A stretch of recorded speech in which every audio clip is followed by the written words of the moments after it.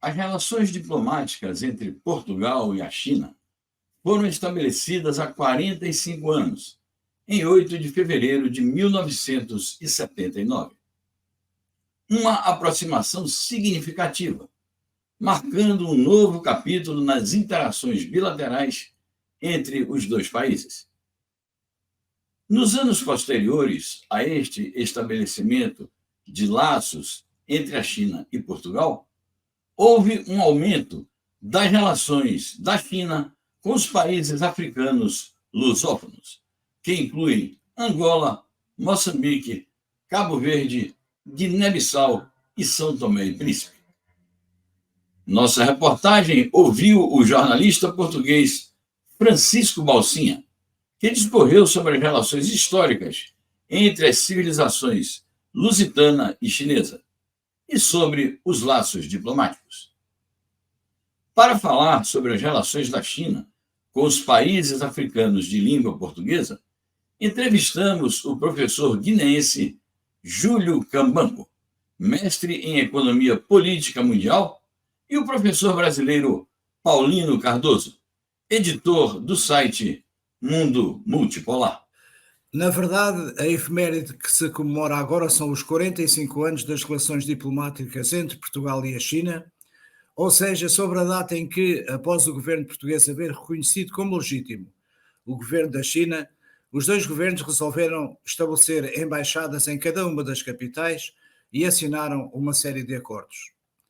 Isto porque há registro de relações entre os dois países, não necessariamente diplomáticas, desde o século XVI, mais propriamente no ano de 1513, em pleno tempo dos descobrimentos, quando os portugueses chegaram a Tamão.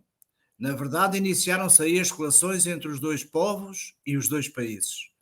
Depois disso, a mando do rei Dom João III, uma expedição portuguesa chegou a Cantão em 1517, tendo como finalidade específica o estabelecimento das relações com as autoridades chinesas.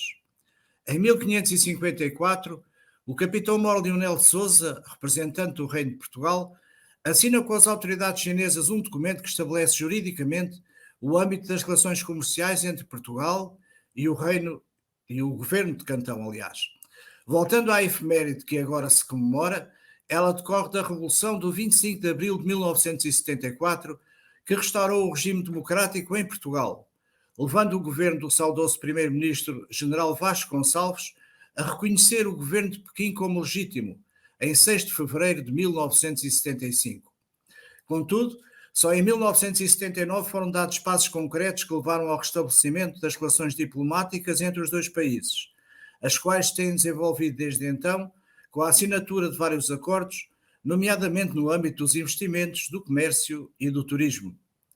A China é o país cuja economia mais tem crescido nos últimos anos, havendo a perspectiva de que antes do final da década a economia chinesa seja a primeira do planeta. Não só por isso, mas também porque a comunidade chinesa em Portugal é cada vez mais numerosa, seria bom que as relações entre Portugal e a China tivessem um desenvolvimento marcante, sendo certo que isso depende mais do governo de Lisboa do que do governo de Pequim. Contudo, tal tarefa não é fácil, dado que Portugal está inserido em dois blocos hostis, nomeadamente a União Europeia e a OTAN. Gostaria de agradecer essa iniciativa e a oportunidade de estar aqui para falar da relação da China com a África lusófona, ou seja, dos países de língua oficial portuguesa. Quando se trata desse tema, é preciso contextualizar algumas coisas, principalmente desses países. Primeiro, ver quais são a trajetória desses países e, no segundo momento, falar daquilo que é mais essencial, que é a relação da China com os países da língua oficial portuguesa.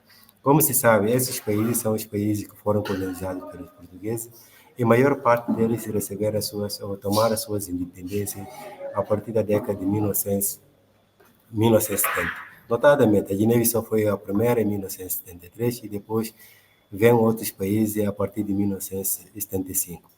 Nesse sentido que esses países começaram a trilhar os passos que depois da independência, dos quais vão fazer diversas relações, diversos acordos diplomáticos no que diz respeito ao novo processo de desenvolvimento. No caso da China, A China encontra-se nos países, naquilo que nós dissemos que tem a ver com a relação Sul-Sul, que é da China com a África lusófona. Essa relação Sul-Sul faz com que esses países vão fazer algum acordo, notadamente na área de educação, saúde, segurança, assim sucessivamente. Mas vou chamar alguma atenção, principalmente naquilo que é da área de segurança energética, que, por exemplo, a China tem com Angola, que é um dos países da África lusófona. Então, nesses países, como se sabe, nós temos a Guiné-Bissau, Angola, São Tomé, Cabo Verde e depois Moçambique. Esses países têm diferentes tipos dessas relações. Mas a partir de 2000, na década de 2000, notadamente em 2003, haverá algumas conferências, a partir de 2003 para 2002 para 2003, 2004, haverá aquilo que é notável. Primeiro, a conferência de Macau, foi um fórum para debater a relação da China com a África. Então, isso possibilitou com que houvesse mais essa cooperação do ponto de vista mais da proximidade. Vou dar exemplo do ponto de vista de ganho. Por exemplo, a conferência da China com a África, a partir de 2000, somente em 2003,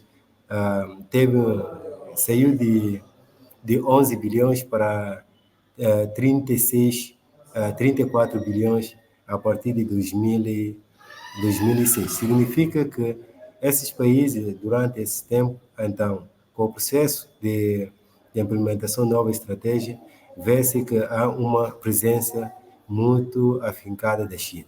Por outro lado, vê-se também na ajuda da construção das infraestruturas. No caso da Guiné-Bissau, a China conseguiu construir a Assembleia Nacional Popular, que é uma instituição para o poder legislativo, entre outras ferrovias, rodovias, tanto na área da educação. Isso também acontece diferente nos outros países da língua oficial portuguesa, notadamente Angola, Moçambique, assim sucessivamente. Somente para fazer um reparo. No caso de São Tomé e Príncipe, tem uma relação não muito boa com a China, porque a China, no debate acerca do território de Taiwan, em 1999, aconteceu que São Tomé e Príncipe reconheceu a Taiwan como se fosse como um território. Então, isso levou a China a ter uma relação muito, muito restrita com São Tomé e Príncipe, que é um dos países da língua oficial portuguesa da África.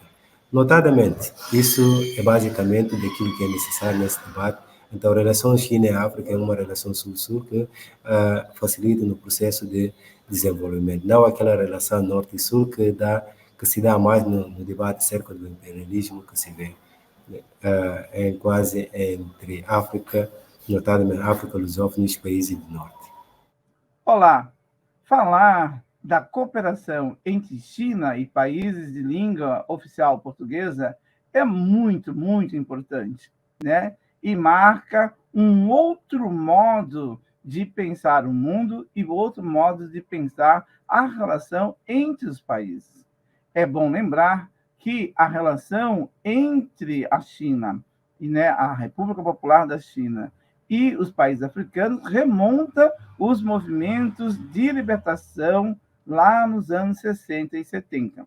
Entretanto, essa relação, com o tempo, mudou, em especial a partir dos anos 90, quando a China está num novo processo de modernização que começa lá em 73, mas que avança nos anos 90. E, por incrível que possa parecer, entre os anos 90 e 2000, a China vai ocupar um espaço que os países ocidentais, Estados Unidos, Europa e outros, deixaram vazio, deixando a África no esquecimento, né? O que a China irá fazer é propor uma nova relação. De um lado, é preciso dizer, China, que estava crescendo a porcentagens incríveis, precisava sim de garantias, né, de matérias-primas.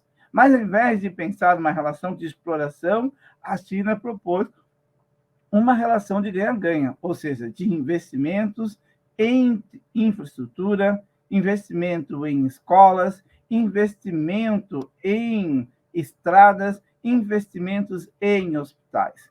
E um dos melhores exemplos disso é a experiência de relação, seja com Moçambique, mas principalmente com Angola, né? por meio do Fórum, e é muito importante, por meio da criação do Fórum de Macau, ou seja, o Fórum Econômico e Comercial entre a China e os países de língua oficial portuguesa, a China criou um instrumento de contato que promoveu muitas ações significativas. No caso de Angola, implicou numa melhoria incrível, né, da infraestrutura angolana. Foram mais de 2.800 quilômetros de ferrovias construídos ou renovados, mais de 20 mil quilômetros de estradas, investimento em mais de 50 hospitais e, uma coisa muito importante, investimento na diversificação de empresas. A mesma coisa acontece em Moçambique, né? Onde o investimento é em agricultura, ou seja, a Moçambique é um país riquíssimo, com uma vasta área fértil, entretanto, com uma agricultura atrasada. Por meio da cooperação técnica, a China está contribuindo para que Moçambique produza alimentos. Então, nós podemos dizer, sim, a China foi e é fundamental como parceiro para a melhoria do bem-estar econômico, social, inclusive para contribuir para que a África retorne o seu lugar como um papel importante na nova geopolítica mundial.